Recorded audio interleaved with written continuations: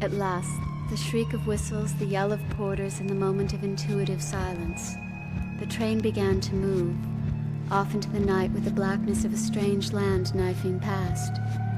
In my mind, a map of France, irregularly squarish, with a minute Eiffel Tower marking Paris toward the north, and a line of railway tracks like a zipper speeding open to the south, to Marseille, to Nice, and the Côte d'Azur, where perhaps in the realm of absolute fact the sun is shining and the sky is turquoise.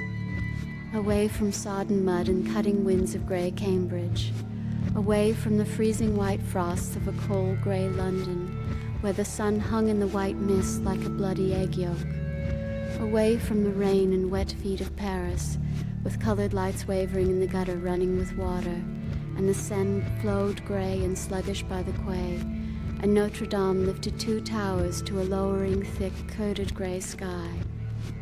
On the train, staring hypnotized at the blackness outside the window, feeling the incomparable rhythmic language of the wheels, clacking out nursery rhymes, summing up the moments of the mind like the chant of a broken record, saying over and over, God is dead, going, going, going. In the pure bliss of this, the erotic rocking of the coach. France splits open like a ripe fig in the mind. We are raping the land, we are not stopping. The pretty blonde turns out the light, and it is warm and dark in the compartment with the blinds into the narrow corridor pulled down. And the night landscape outside the window slowly, slowly coming alive in a chiaroscuro of shadows and stars. For we are leaving the thick clouds and smoky ceiling. We are plunging through into clear moonlight, first edging the thinning clouds like curded cream, then breaking forth pure and clear in a spinning blueness. Single lights in clusters and villages, then the weird whiteness of roads, as if made of broken white shells or trails of breadcrumbs left by the babes in the woods.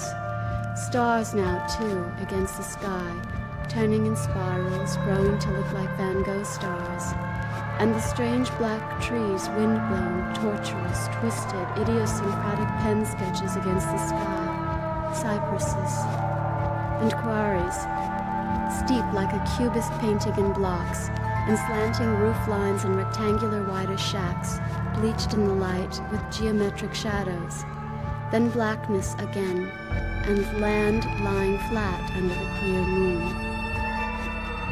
Drowsing for a while, stretched out on my back on the narrow compartment seat, with the good weight of Sassoon sleeping fitfully on my breast. And underneath, always the tireless language of the train wheels, rocking us gently within a network of steel, slowing, calming into lights of neon, and rousing from a dizzy coma to jump down the steep train steps onto the platform, where vendors are selling bottled drinks and sandwiches. We buy a bottle of red wine and 2 large soft rolls of white bread with ham inside.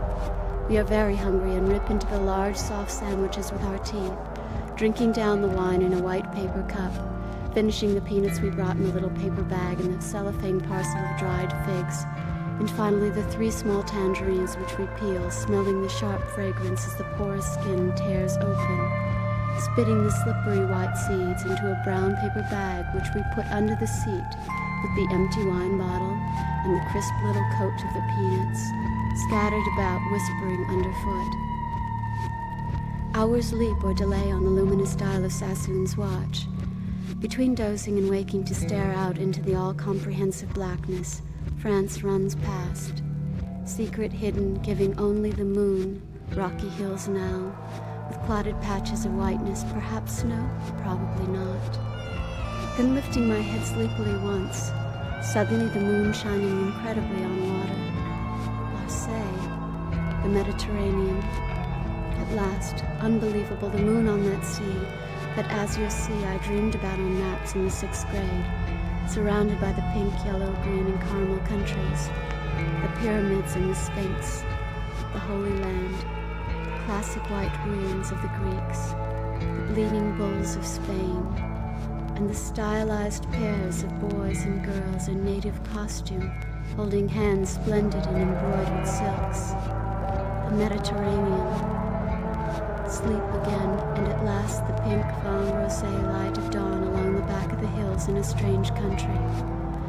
Red earth, orange tiled villas in yellow and peach and aqua, and the blue blast of the sea on the right. The Côte d'Azur, a new country, a new year, spiked with green explosions of palms, cacti sprouting vegetable octopuses with spiky tentacles, and the red sun rising like the eye of God out of a screaming blue sea.